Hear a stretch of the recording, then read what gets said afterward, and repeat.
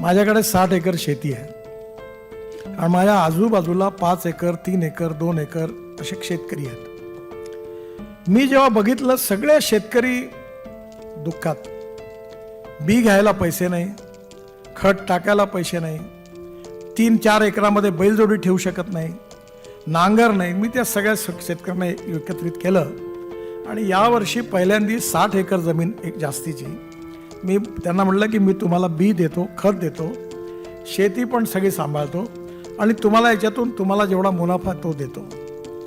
त्याचे कुठे capital investment, त्याला बँक कर्ज द्यायला तयार नाही. आणि म्हणून हेच त्या ठिकाणी माझ्याकडे इलेक्ट्रिक ट्रॅक्टर आहे, 1.5 तासच चालतो.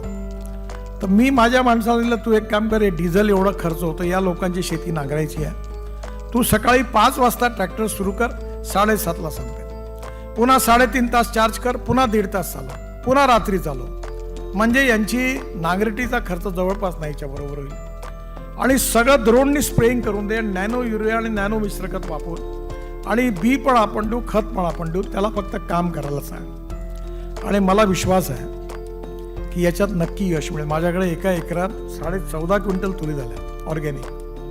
तर मला विश्वास वाढला की होऊ शकतं. आज ही जी माणसं आहे यांच्याकरता फॉर्मर प्रोड्यूस कंपनी तयार झाल्या.